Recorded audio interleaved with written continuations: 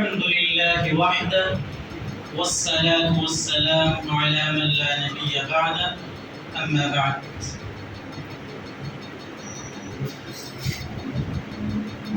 خیریت سے ہیں آپ لوگ؟ زیادہ تھکے تو نہیں ہیں؟ شروع کیا جائے؟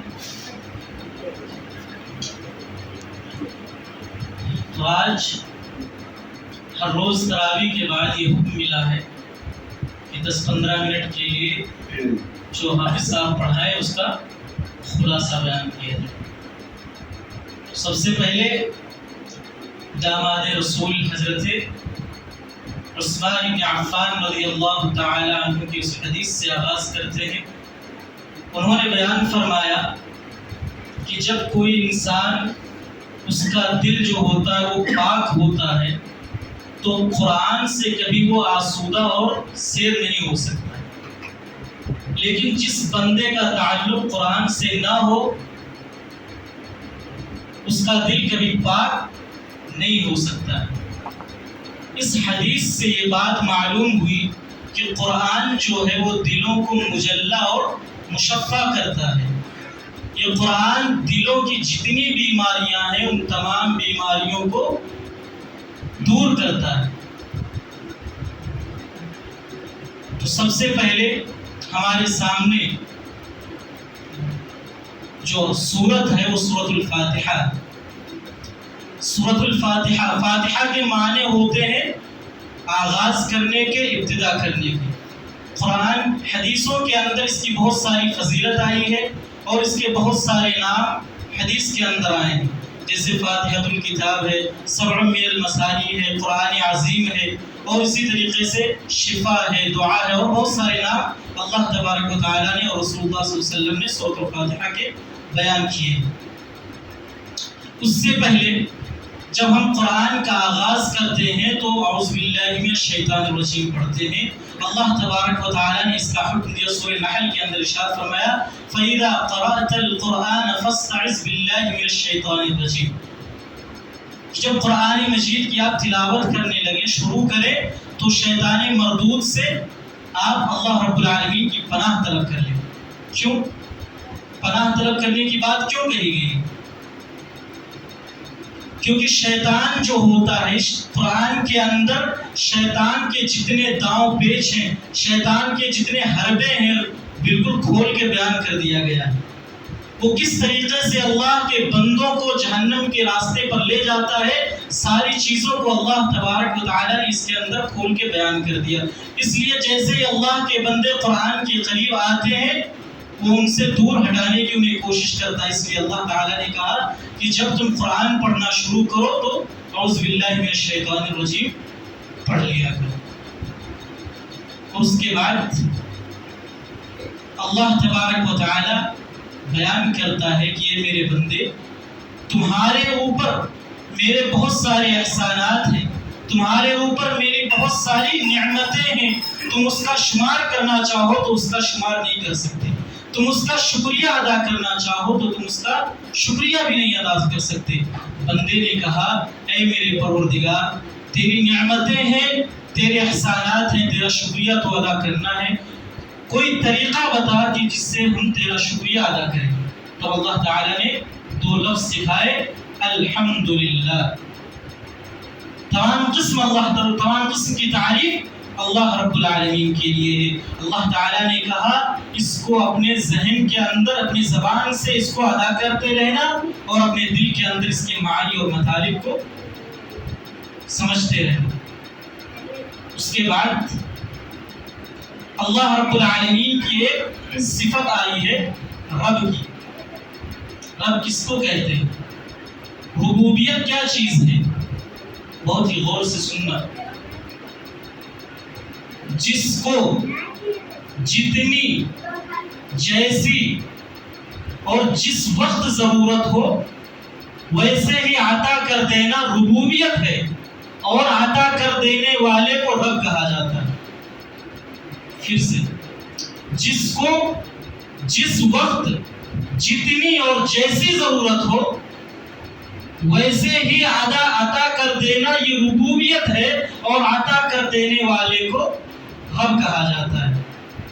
ظاہر سی بات ہے یہ کام اللہ رب العالمین کے علاوہ کوئی دوسرا نہیں کر سکتا، لہٰذا اللہ رب العالمین کے علاوہ کوئی دوسرا رب نہیں ہو سکتا ہے۔ اسی لیے والدین کو مربی کہا گیا ہے، رب نہیں کہا گیا، کیونکہ والدین بھی یہ کام نہیں کر سکتے۔ اس کے بعد عالمین ہے۔ عالمین یہ عالم کی جمع ہے، اور یہ عالم سے ماخوذ، عالم سے بنائی گئی ہے۔ عالم کا مطلب ہوتا ہے نشانی۔ زمین کے ذرات سے لے کر آسمان کے آفتاب، جتنے ستارے، چاند، جتنی بھی چیزیں ہیں، یہ ساری چیزیں اس بات کی نشانی ہے کہ اس کا پیدا کرنے والا، اس کا خالق، اس دنیا کے اس کا خالق موجود ہے۔ یہ ساری چیزیں اس بات پر گواہی دیتی ہیں کہ کوئی ہے جو عبادت کے لائق ہے۔ الحمدللہ رب العالمین کا مطلب۔ اس کے بعد اللہ رب العالمین کی دو صفت کا تذکرہ کیا گیا، الرحمن اور الرحیم کا۔ اس سورۃ الفاتحہ، اس کے اندر تھوڑا ٹائم لگے گا، اور اس کے بعد پھر انشاءاللہ 15-20 منٹ کے بعد باتوں کو سمیٹ دیا جائے گا۔ یہ سورۃ فاتحہ ہے، اس کو ہم ہر نماز کے اندر پڑھتے ہیں، لہٰذا ہمیں معلوم ہونا چاہیے کہ اللہ رب العالمین اس کے اندر ہم سے کیا کہہ رہا ہے، کیا باتیں کر رہا ہے، اور ہم اللہ رب العالمین سے کیا باتیں کرتے ہیں۔ اس لیے آپ اطمینان سے بیٹھیے۔ تو الرحمن اور الرحیم ہے۔ رحمان کا مطلب اللہ رب العالمین بہت ہی زیادہ مہربان اور رحمت والا ہے، اور رحیم کا بھی مطلب بہت زیادہ مہربان اور رحمت والا ہے۔ لیکن رحمان کے اندر رحیم سے زیادہ رحمت پائی جاتی ہے۔ اس کی مثال یہ دنیا ہے، اس دنیا کے اندر اللہ رب العالمین کی رحمتیں ہیں۔ اللہ رب العالمین بارش کو نازل کرتا ہے، تو بارش صرف مومنوں کے علاقے میں نہیں ہوتی ہے، صرف مومنوں کے کھیتوں میں نہیں ہوتی ہے کہ صرف مومن اس سے سیراب ہو۔ اللہ رب العالمین سورج کو نکالتا ہے، اس سے صرف مومن فائدہ نہیں اٹھاتے ہیں، بلکہ غیر مسلم بھی اس سے فائدہ اٹھاتے ہیں۔ تو رحمان کہتے ہیں کہ اس کی رحمت سے ہر عام اور خاص فائدہ اٹھائے، اور رحیم کہتے ہیں کہ اللہ رب العالمین نے اپنی رحمت کو خاص کر کے رکھا ہے آخرت کے لیے، یہ صرف مومنوں کے ساتھ خاص ہوگا۔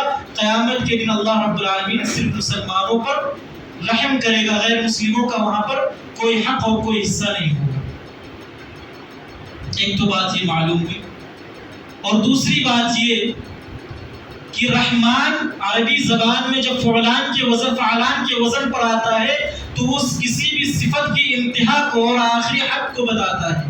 رحمان اللہ تبارک و تعالیٰ نے کہا، اس کا مطلب یہ ہے کہ رحمت کی جتنی بھی ڈگریز ہیں، جتنی بھی حدیں ہیں، یہاں پر آ کر ختم ہو جاتی ہیں، اس سے زیادہ رحمت اور نہیں پائی جائے گی۔ تو اب سوال یہ پیدا ہوتا ہے، وہ یہ سوال کر سکتا ہے کہ اور یہ اللہ رب العالمین کی جو رحمت ہے، رحمان کی مثال کے طور پر ایک سمندر ہے، ٹھاٹھے مارتا ہوا سمندر، جس سے ہر عام و خاص فائدہ اٹھاتا ہے۔ تو سوال یہ پیدا ہوتا ہے کہ کیا یہ رحمت جو ہے یہ کبھی سوکھنے والی ہے؟ یہ سمندر جو ہے جو کبھی سوکھنے والا ہے؟ تو اس کا جواب اللہ تبارک و تعالیٰ نے رحیم سے دیا کہ یہ سمندر جو ہے کبھی سوکھنے والا نہیں ہے، یہ آخرت میں اللہ رب العالمین خاص کر دے گا مسلمانوں کے ساتھ، مومنوں کے ساتھ۔ ایک راز کی بات بتلاؤ، سننا چاہتے ہو؟ رحمان جو ہے پورے قرآن کے اندر آپ دیکھیے، یا تو آئے گا تنہا آئے گا، اور یا تو آئے گا رحیم کے ساتھ، یعنی الرحمن الرحیم، یا تو آئے گا اکیلا اکیلا، جیسے اللہ رب العالمین سورہ رحمان میں الرحمن علم القرآن، یہاں پر رحمان تنہا آیا ہے، کسی اور صفت کے ساتھ نہیں آیا ہے۔ اور الرحیم، اور یا تو آیا تو الرحیم کے ساتھ آیا تنہا، اور دوسری صفات کے ساتھ نہیں آیا۔ تو اللہ رب العالمین نے کہا الرحمن الرحیم، اللہ تعالیٰ کی رحمتیں ہیں، لہٰذا وہ اپنے گنہگار بندوں سے کہنا چاہتا ہے کہ اگر تم گناہ کر لیے ہو تم سے گناہ سرزد ہو گئے ہیں، تم میری رحمت سے نا امید مت ہونا. تم سے گناہ ہو گیا، تم مجھ سے معافی مانگو تو میں تمہیں معاف کر دینے والا ہوں.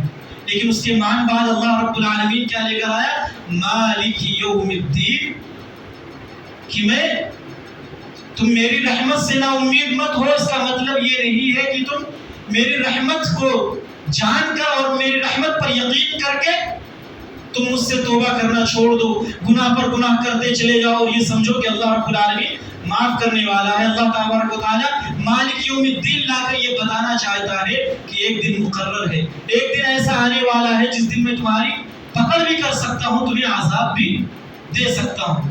تو یہاں پر اللہ رب العالمین نے امید دلائی ہے کہ بندے کو اگر گناہ ہو گیا ہے تو میری رحمت سے نا امید مت ہو، اور اگر گناہ کر لیا ہے اور وہ توبہ نہیں کرتا تو اسے جاننا چاہیے کہ ایک دن آنے والا ہے جہاں پر اللہ رب العالمین ہماری پکڑ بھی کر سکتا ہے.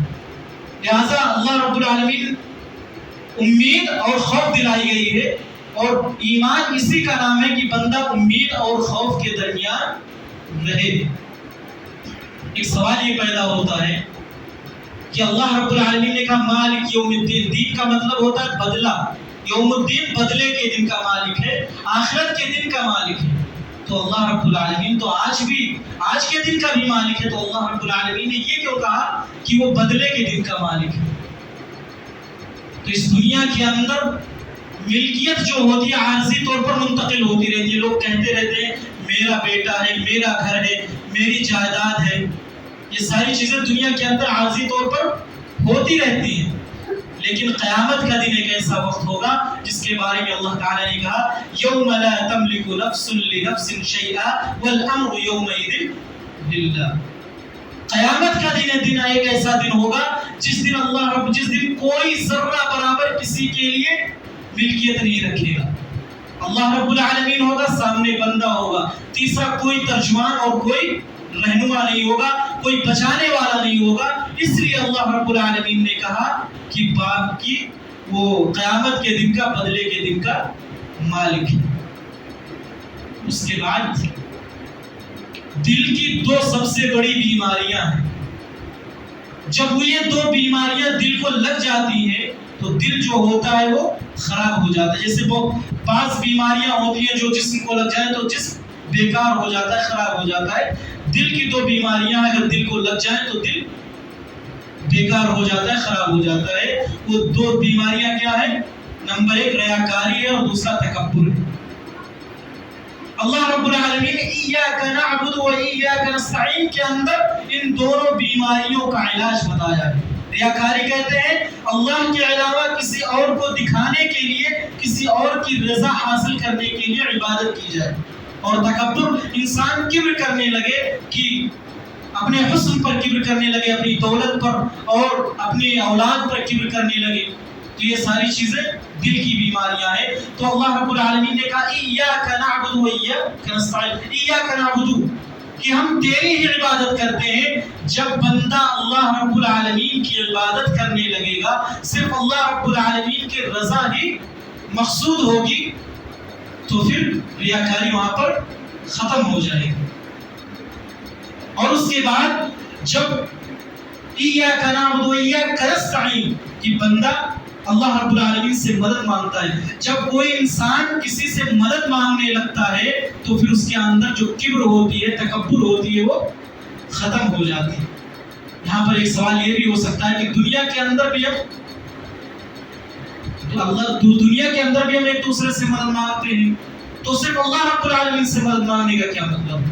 تو مدد دو طریقے سے ہوتا ہے، ما تحت الاسباب اور ما فوق الاسباب. یعنی دنیا کے اندر بہت ساری چیزیں، کوئی چیز رکھی ہوئی ہے، ہم آپ سے کہیں کہ یہ چیز ہمیں اٹھا کر دے دیجئے، تو یہ ما تحت الاسباب ہے. آپ میری آواز کو سن رہے ہیں، آپ اس چیز کو اٹھا کر مجھے دینے پر قادر ہیں.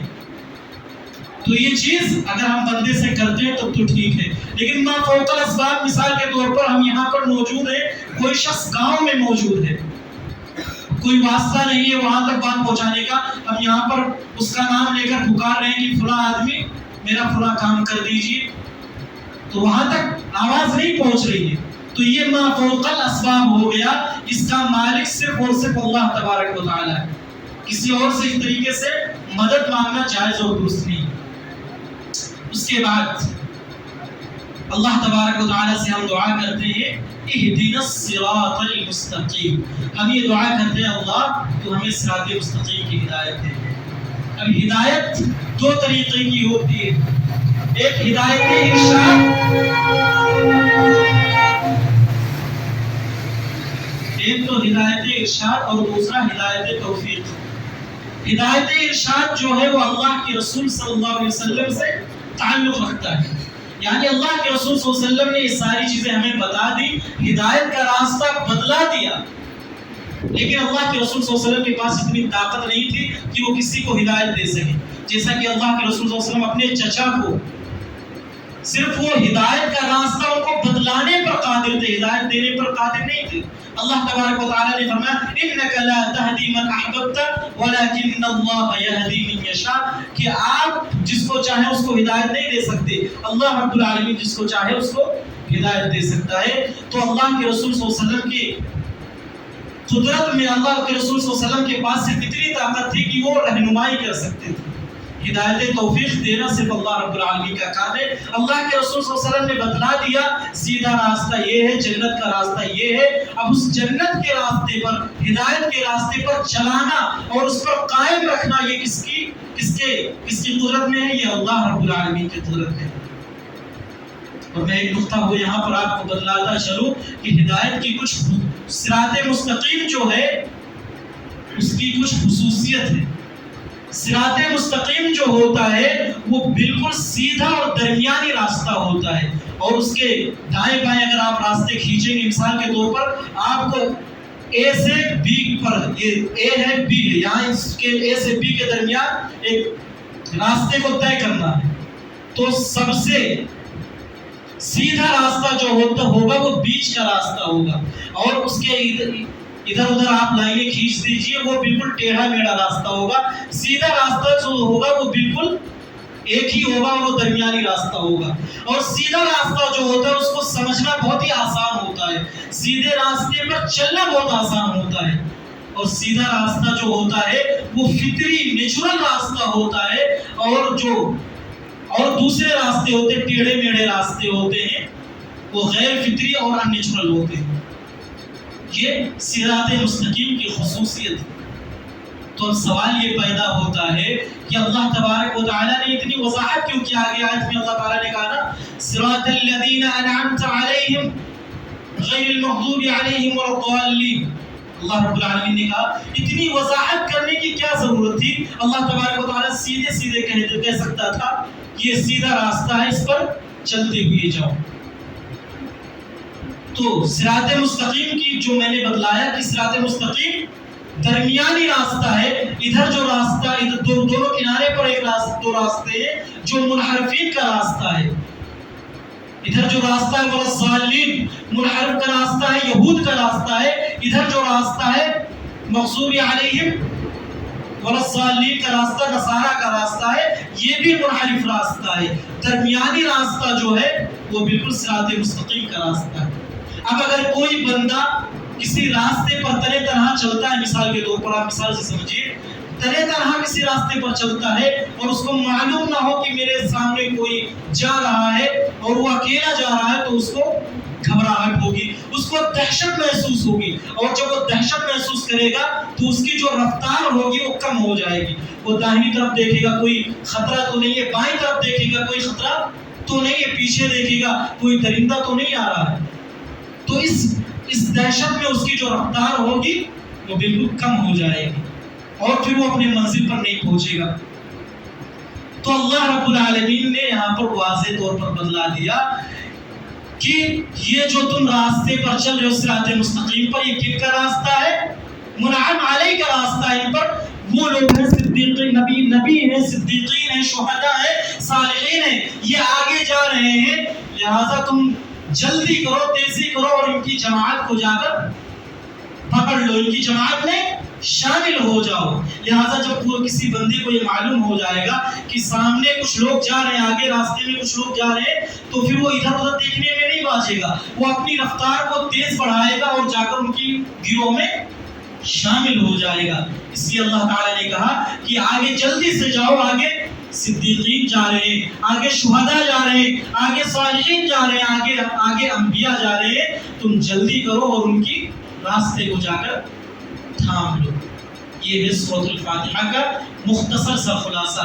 اب اس کے بعد ہم سورۃ البقرہ کے اندر داخل ہوتے ہیں۔ اللہ رب العالمین نے فرمایا الف لام میم، یہ حروف مقطعات ہیں، یعنی الگ الگ پڑھی جانے والے حروف۔ ان کا مطلب کیا ہے؟ اللہ رب العالمین نے اس کو پوشیدہ رکھا ہے، اس کو کسی کے سامنے واضح نہیں کیا ہے۔ لہذا اور بھی بہت ساری سورت ہے جس کے شروع میں اللہ تعالیٰ نے فرمایا، جیسے قاف ہے، کاف ہا یا عین صاد ہے، الف لام را ہے، اور بہت سارے حروف ہیں جن کو حروف مقطعات کہا جاتا ہے۔ اور اس کے بعد آگے چلتے ہیں، اللہ رب العالمین نے فرمایا ھدی للمتقین، کہ یہ جو کتاب ہے یہ متقیوں کے لیے ہدایت ہے، متقیوں کے لیے رہنمائی ہے۔ اب یہاں پر بھی وہی بات آتی ہے کہ یہ قرآن جو ہے ہدایت ارشاد ہے، یہ رہنمائی کر سکتا ہے، ہدایت نہیں دے سکتا۔ ہدایت دینے کا کام اللہ رب العالمین کا۔ اور کس جگہ پر کس چیز کے لیے ہدایت ہے، اس کو اللہ رب العالمین نے پوشیدہ رکھا۔ اس دنیا کے اندر بھی یہ کتاب ہدایت ہے، اور مرنے کے بعد آخرت کے اندر بھی یہ کتاب ہدایت ہے۔ اور اس کے بعد اللہ رب العالمین نے متقیوں کی 3 صفات کو بیان کیا۔ الذین یؤمنون بالغیب، کہ متقی وہ ہے جو غیب پر ایمان لاتے ہیں، وَيُقِيمُونَ الصَّلَاةَ وَيُؤْتُونَ الزَّكَاةَ، کہ جو نماز پڑھتے ہیں اور زکوٰۃ ادا کرتے ہیں۔ یہ 3 صفات اللہ رب العالمین نے متقیوں کی بیان کی۔ سب سے پہلے دل کا عمل ہے، ایمان کس کا عمل ہے؟ دل کا عمل ہے۔ اور اس کے بعد نماز کس کا عمل؟ بدن کا عمل ہے نا نماز۔ اور اس کے بعد زکوٰۃ، یہ کس کا عمل ہے؟ مال کا عمل ہے۔ تو اللہ رب العالمین نے یہ تینوں چیزیں متقیوں کی صفت بتائی ہے کہ یہ چیزیں متقی جو لوگ ہوتے ہیں ان کے اندر یہ ساری چیزیں پائی جاتی ہیں۔ اس کے آگے اب چلتے ہیں تو اللہ رب العالمین نے فرمایا الذین یؤمنون بما انزل الیک وما انزل من قبلک، کہ متقی وہ لوگ ہیں جو ایمان لاتے ہیں پہلے کی کتابوں پر اور قرآن مجید پر جو آپ پر نازل ہوئی۔ تو اس کتاب میں اور پہلے کی کتابوں میں فرق کیا ہے؟ پہلے کی کتاب پر صرف ہمیں ایمان لانا ہے، اس پر عمل نہیں کرنا ہے، لیکن قرآن پر ہمیں ایمان بھی لانا ہے اور اس پر عمل بھی کرنا ہے۔ یہ بنیادی فرق ہے پہلے کی کتاب اور اس کتاب کی ادائیگی۔ وَبِالْآخِرَةِ هُمْ يُوقِنُونَ، اللہ تبارک و تعالیٰ نے کہا کہ آخرت پر وہی لوگ ایمان لاتے ہیں جن کا یقین ہوتا ہے۔ ایمان اور یقین کے درمیان کیا فرق ہے؟ اس کو مثال سے سمجھتے ہیں۔ ایمان کہتے ہیں کسی با اعتماد آدمی کے پر اعتماد کرتے ہوئے اس کی بات کو مان لینا، نبی صلی اللہ علیہ وسلم کو نبی مان کر ان کی باتوں کو مان لینا، یہ ایمان کہلاتا ہے۔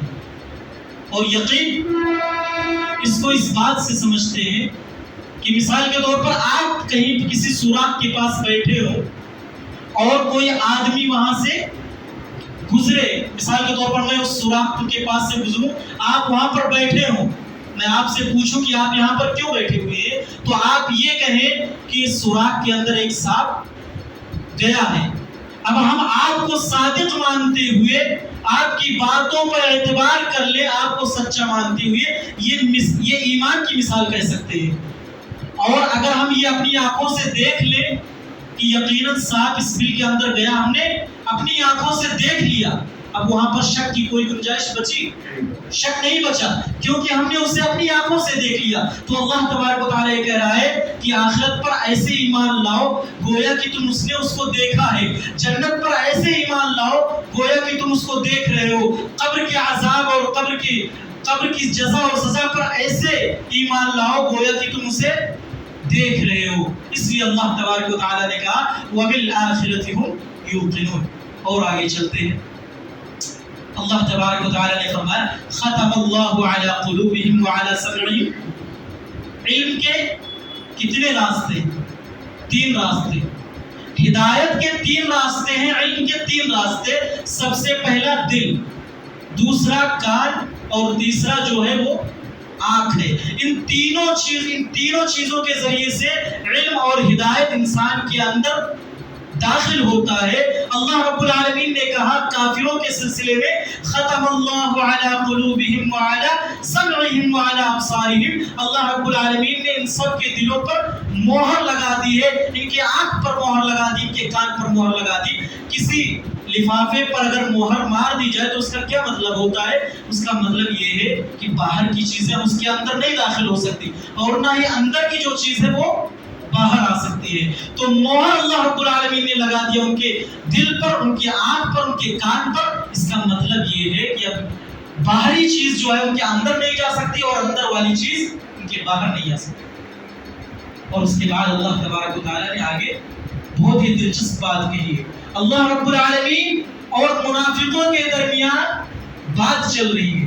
اللہ رب العالمین کہہ رہا ہے کہ تم لوگ ایسے ایمان لے کر آؤ جیسے میرے صحابہ ایمان لے کر آئے، میرے نبی کے صحابہ جیسے ایمان لے کر آئے تم ویسے ایمان لاؤ. اب منافقین کہہ رہے ہیں کہ ہم ایسے ایمان لے کر آئے جیسے یہ بیوقوف لوگ ایمان لائے.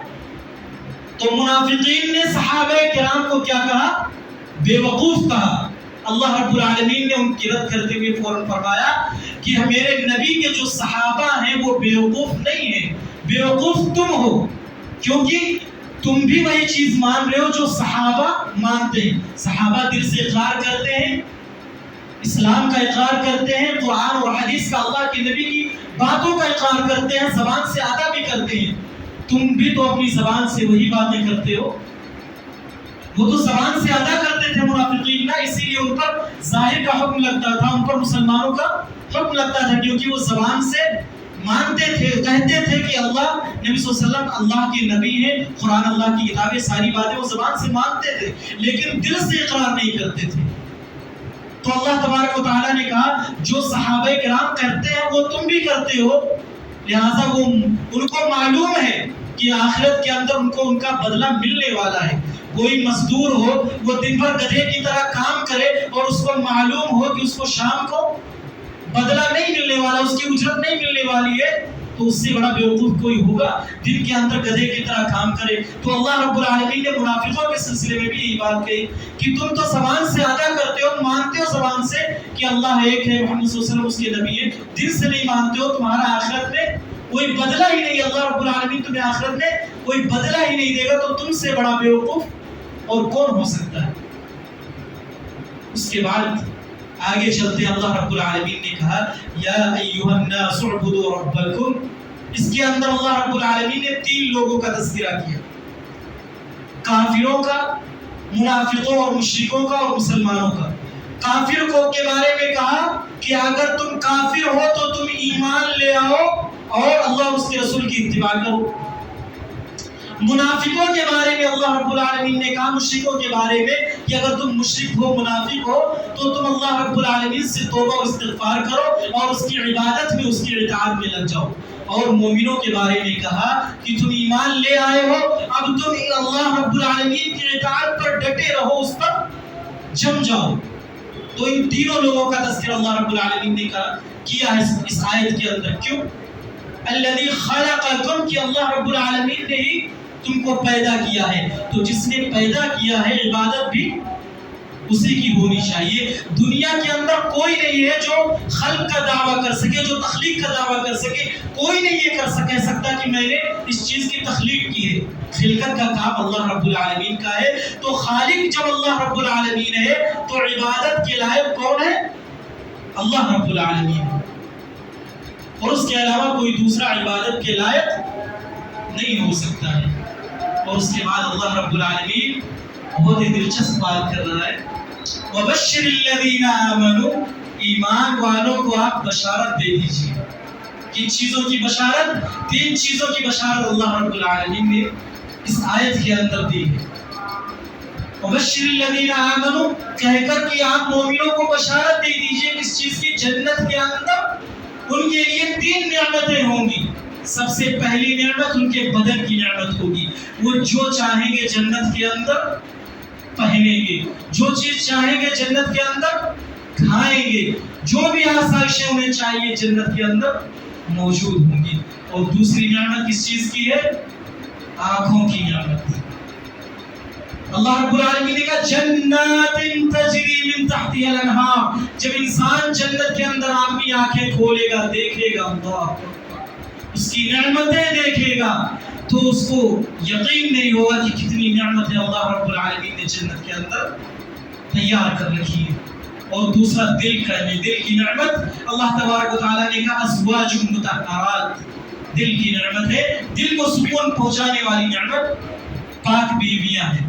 اللہ رب العالمین نے یہاں پر طاہرہ کا لفظ نہیں کہا، طاہرہ کا مطلب پاک.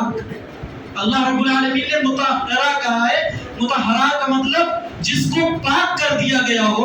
اللہ رب العالمین نے ان بیویوں کو پاک کیا ہے جس کو اللہ رب العالمین پاک کر دے، اس میں کوئی گندگی، کوئی عیب باقی رہ جائے گی؟ کوئی عیب، کوئی گندگی نہیں باقی رہے گی. اور اللہ رب العالمین نے اس چیز کو حذف کر دیا کہ کس چیز سے ان کو پاک کیا گیا ہے. سب سے پہلی چیز کہ ان کو ہر عیب سے اللہ رب العالمین نے پاک کیا. اور جتنی دنیا کے اندر گندگی جو بھی پائی جاتی ہے، ان ساری چیزوں سے اللہ رب العالمین نے ان کو پاک اور صاف کر رکھا ہے. اس دنیا کے اندر ایسی عورتیں نہیں پائی جاتی ہیں. اس دنیا کی عورتیں اگر ایک ہفتہ نہ نہائیں تو ان کے بالوں میں جوئیں پڑ جاتے ہیں، ان کے جسم سے بدبو آنے لگتی ہے، ان کے پاس کوئی انسان بیٹھنا بھی گوارا نہیں کرتا. لیکن وہ جنت کی جو عورتیں ہیں، اللہ رب العالمین ان کے بارے میں کہہ رہا ہے کہ اللہ رب العالمین نے ان کو خود پاک کیا ہے. اور جس کو اللہ رب العالمین پاک کر دے، وہ کسی عیب اور کسی گندگی، کوئی بھی گندگی ان کے قریب نہیں جا سکتی. تو اس آیت کے اندر بدن کا بھی سکون کا تذکرہ اللہ تعالیٰ نے کیا، آنکھوں کے سکون کا تذکرہ اور دل کے سکون کا تذکرہ اللہ رب العالمین. اس کے بعد اللہ رب العالمین ایک استدلال کرتا ہے. اس کا استدلال کتنا زبردست ہے میرے بھائی اور دوست. اللہ تعالیٰ کہتا ہے اتکفرون باللہ، کیا تم اللہ تعالیٰ کا انکار، اللہ رب العالمین کا انکار کرتے ہو، حالانکہ تم جب مردہ تھے، جب انسان ماں کے پیٹ میں ہوتا ہے تو وہ مردہ ہوتا ہے نا، وہ زندہ نہیں ہوتا ہے. کیونکہ جب انسان ماں کے پیٹ میں ہوتا ہے تب وہ مردہ ہوتا ہے. وہاں پر اللہ رب العالمین اس کے جسم میں روح ڈالتا ہے، اس کو دنیا کے اندر لاتا ہے. گویا کہ وہ مردہ تھا، اللہ تعالیٰ نے اس کو مردے سے زندہ کیا ہے. وہ زندگی پا گیا، 60 سال 70 سال کی زندگی پائی، اور اس کے بعد پھر وہ مر گیا. یہ تین چیزیں ایسی ہیں جو مشہور ہے، ہر انسان، ہر مسلم، غیر مسلم، مومن، کافر، ہر کوئی اپنی آنکھ سے دیکھتا ہے نا کہ انسان مردہ تھا، پھر زندہ ہو گیا، اس کے بعد پھر مر گیا. تین چیزیں ہر انسان اپنی آنکھوں سے مشاہدہ کرتا ہے کہ نہیں کرتا؟ تو اللہ تعالیٰ کہتا ہے کہ جب تم تین چیزوں کا تم اپنی آنکھوں سے مشاہدہ کرتے ہو اور مانتے ہو، تو پھر جو دوسری زندگی ہے اس کا انکار تم کیسے کر سکتے ہو؟ تین چیزوں کے بارے میں تمہیں اعتبار ہے تو اس کے مرنے کے بعد دوبارہ آخرت کی زندگی کا تم انکار کیسے کر سکتے ہو؟ تمہیں اس کو بھی ماننا چاہیے، تم اس کو بھی مانو. اور اس کے بعد پھر اللہ رب العالمین اور فرشتوں کی بات آتی ہے کہ اللہ رب العالمین نے جب کہا کہ انی جاعل فی الارض خلیفہ، میں زمین پر ایک خلیفہ بنانا چاہتا ہوں. اس سے یہ معلوم ہوا کہ مسلمانوں کا ایک لیڈر ہونا چاہیے، مسلمانوں کا ایک رہنما ہونا چاہیے جس کے اندر میں مسلمان رہے، تاکہ مسلمانوں کا جو شیرازہ ہے وہ منتشر نہ ہو جائے. مسلمان ایک پلیٹ فارم میں رہے کہ جو اللہ تبارک و تعالیٰ نے کہا انی جاعل فی الارض خلیفہ، اس سے یہ بات معلوم ہوئی. اور دوسری بات کہ بہت سارے لوگ جو غیر مسلم ہیں وہ کہتے ہیں کہ اسلام دہشت گردی کا مذہب ہے. ان کا بھی رد یہاں پر ہوتا ہے کہ جب اللہ تعالیٰ نے فرشتوں سے کہا کہ میں زمین پر خلیفہ بنانا چاہتا ہوں، تو فرشتوں نے کہا اتجعل فیہا من یفسد فیہا ویسفک الدماء، کہ اللہ تو کیا ایسی مخلوق زمین پر لانا چاہتا ہے جو زمین میں فساد برپا کرے، جو زمین میں خوریزی کرے. سے معلوم ہوا کہ فرشتے جو ہیں، نوری مخلوق جو ہیں، ان کو بھی یہ بات پسند نہیں ہے کہ زمین میں فساد ہو، زمین میں خوریزی ہو. تو کیسے کوئی کہہ سکتا ہے کہ اسلام دہشت گردی کا مذہب ہے؟ سوال ہی نہیں پیدا ہوتا کہ اسلام دہشت گردی کا مذہب، اسلام دہشت گردی کی تعلیم دیتا ہے۔ اور اس کے بعد پھر اللہ تبارک و تعالیٰ نے کہا کہ میں خلیفہ بنانے والا ہوں، تم یہ جو بات کہتے ہو فساد مچانے کی، میں اس کی عظمت تمہارے سامنے رکھوں گا۔ پھر اللہ تعالیٰ نے آدم علیہ السلام کو ساری چیزوں کے بارے میں بتا دیا، ناموں کو بدلا دیا۔ پھر فرشتوں سے کہا کہ تم ان چیزوں کے نام بدلاؤ، تو فرشتے نے کہا قالوا سبحانك لا علم لنا الا ما علمتنا، کہ اللہ تیری ذات پاک ہے، ہم تو ان ساری چیزوں کو نہیں جانتے، ہم اتنا ہی جانتے ہیں جتنا تو نے مجھے سکھایا ہے۔ اس سے یہ بات معلوم ہوئی کہ اگر کسی چیز کے بارے میں علم نہ ہو، کسی مسئلے کے بارے میں علم نہ ہو، تو وہاں پر زبان نہیں کھولنی چاہیے، اور اس میں کوئی شرم بھی نہیں محسوس کرنی چاہیے، کیونکہ نہ جاننا اور انکار کر دینا کہ مجھے نہیں معلوم ہے، یہ کس کی ابتدا ہے؟ فرشتوں کی ابتدا ہے۔ فرشتوں نے کہا کہ مجھے ان ساری چیزوں کے بارے میں معلوم نہیں ہے۔ تب اللہ تعالیٰ نے آدم علیہ السلام سے کہا، آدم علیہ السلام نے ان ساری چیزوں کے بارے میں بتلایا۔ تب اللہ تعالیٰ نے فرشتوں سے کہا کہ تم آدم علیہ السلام کو کیا کرو؟ سجدہ کرو۔ اس سے کیا پتہ چلا؟ اس سے پتہ چلا کہ جو عالم ہیں، علماء ہیں، ان کی قدر کرنی چاہیے، ان کی قدر و منزلت ہونی چاہیے معاشرے کے اندر۔ اس سے یہ بات معلوم ہوتی ہے۔ اور اس کے بعد ہم اور آگے چلتے ہیں۔ اللہ تبارک و تعالیٰ نے بنی اسرائیل کا تذکرہ کیا، اور بنی اسرائیل کے بارے میں کہا کہ جب یہ موسیٰ علیہ السلام تورات لینے کے لیے طور پہاڑ پر جاتے تھے نا، موسیٰ علیہ السلام تورات نازل ہوتی تھی ان کے اوپر، جب وہ تورات لینے کے لیے طور پر گئے تو ان کی قوم کا ایک آدمی تھا جس کا نام سامری تھا، اس نے بنی اسرائیل کو بہکانا شروع کر دیا اور ایک بچڑے کی عبادت کی طرف ہم سب کو منتقل کر دیا، گویا کہ مشرک بنا دیا۔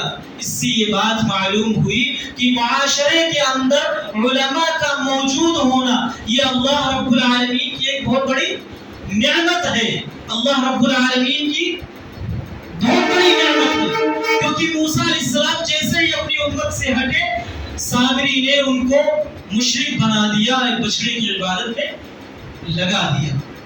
اور اس کے بعد اللہ رب العالمین بیان کرتا ہے فرعون کے سلسلے میں کہ وَأَغْرَقْنَا آلَ فِرْعَوْنَ، کہ ہم نے فرعون کو غرق کر دیا، اس کے اہل و عیال کو غرق کر دیا۔ اس آیت سے یہ بات معلوم ہوتی ہے کہ جب کوئی بادشاہ ہو، کوئی حاکم ہو، کوئی لیڈر ہو، اگر اس کا ظلم و ستم حد سے بڑھ جاتا ہے تو اللہ رب العالمین اس کو ہلاک و برباد کر دیتا ہے، اس کے بربادی کا وقت قریب آ جاتا ہے۔ اس آیت سے اس بات کا پتہ چلتا ہے۔ اور اس کے بعد ایک اور بات ہے جو بنی اسرائیل کے سلسلے میں ہے۔ بنی اسرائیل کتنے بدتمیز اور اوباش قسم کے لوگ تھے کہ جب صحابہ کرام بیٹھے ہوئے ہوتے تھے اور وہ اللہ کے رسول صلی اللہ علیہ وسلم سے مخاطب ہوتے تھے تو کہتے تھے کہ رائنا یا رسول اللہ، رائنا کا لفظ استعمال کرتے تھے۔ تو یہودی جو ہوتے تھے یہ رائنا نہیں کرتے تھے، یہ رائنا کہتے تھے، اے چرواہے۔ اللہ کے رسول صلی اللہ علیہ وسلم کو رائنا کا نہ کہہ کر رعینا کہتے تھے، تو اللہ رب العالمین نے کہا کہ رائنا کا لفظ چھوڑ کر انظرنا کا لفظ استعمال کرو۔ تو اس سے یہ بات معلوم ہوئی کہ کوئی اچھی بات اگر ہے، اس سے معاشرے میں ایک غلط پیغام جا رہا ہے، اس سے ایک غلط معنی اور ایک غلط مفہوم نکل رہا ہے، تو اس اچھی بات کو بھی چھوڑ دینا چاہیے۔ اس سے یہ بات معلوم ہوئی کہ اگر معاشرے میں اس اچھی بات سے بھی غلط پیغام لوگوں تک پہنچ رہا اور لوگ غلط مطلب نکال رہے ہیں تو اس بات کو ترک کر دینا چاہیے، اس کی جگہ پر کسی اور لفظ کو استعمال کرنا چاہیے۔ اور اس کے بعد پھر ہم جب اور آگے بڑھتے ہیں تو اللہ تبارک و تعالیٰ نے ابراہیم علیہ السلام کا تذکرہ کیا کہ ابراہیم علیہ السلام اور ان کے بیٹوں نے مل کر، ان کے بیٹے اسماعیل علیہ السلام نے مل کر خانہ کعبہ کی تعمیر کی ہے۔ خانہ کعبہ کو بنایا اور وہ تو دعا کرتے تھے ربنا تقبل منا. اس سے یہ بات معلوم ہوئی کہ انبیاء جو ہیں ان کو بھی دعاؤں کی ضرورت ہوتی ہے. وہ خود بھی دعا کرتے تھے اور ان کے جو امتی ہیں بعد میں آنے والے ہیں ان کو بھی چاہیے کہ انبیاء کے سلسلے میں دعائیں کریں. ہم بھی دعا کرتے ہیں نا, نماز پڑھتے ہیں, التحیات پڑھتے ہیں, درود شریف پڑھتے ہیں, یہ ان کے حق میں دعا ہے, ہم دعا کرتے ہیں ان کے لیے. اس سے یہ بھی معلوم ہوا کہ جو دعا کا محتاج ہو وہ معبود نہیں ہو سکتا ہے. جو خود دعا کا محتاج ہو اور جو خود اپنے لیے دعا کرے وہ معبود نہیں ہو سکتا. تو جب انبیاء جو ہیں وہ معبود نہیں ہو سکتے تو جو اولیاء ہیں, جو پیر جن کو تم معبود بنائے بیٹھے ہو اور جن سے تم وسیلہ بناتے ہو, وہ کیسے معبود ہو سکتے ہیں؟ جب انبیاء کے پاس اتنی طاقت اور اتنی استطاعت نہیں ہے تو ان سے کمتر لوگوں کے پاس اتنی طاقت اور اتنی استطاعت کہاں سے آ گئی؟ اور اس کے بعد آخری بات کہہ کر میں اپنی بات کو ختم کرتا ہوں. اللہ تبارک و تعالی نے فرمایا صبغۃ اللہ, اللہ کے رنگ میں رنگ جاؤ. رنگ جو ہوتا ہے اس کی دو خاصیت ہوتی ہے. سب سے پہلی خاصیت یہ کہ وہ ظاہر ہوتی ہے. کوئی بھی رنگ ہے, یہاں پر بہت سارے رنگ ہیں, ان کے جو رنگ ہے وہ ظاہر ہوتی ہے. اور دوسرا یہ کہ کپڑے میں جو رنگ ہوتا ہے وہ کپڑے کے ہر حصے میں پیوست ہوتا ہے, تب اس کا رنگ نکھر کر لوگوں کے سامنے آتا ہے. اللہ رب العالمین کے رنگ میں رنگ جاؤ, اس کا کیا مطلب ہے؟ یعنی تم ایسی زندگی گزارو کہ تمہارے اٹھنے میں, بیٹھنے میں, بولنے میں, چلنے میں, کھانے پینے میں, زندگی کے ہر شعبے میں اور جسم کے ہر حصے سے اس بات کا پتہ لگایا جا سکے تم ایک مومن ہو, تم ایک مسلمان ہو, تم اللہ اور اس کے رسول کی تعلیمات پر عمل کرنے والے ہو.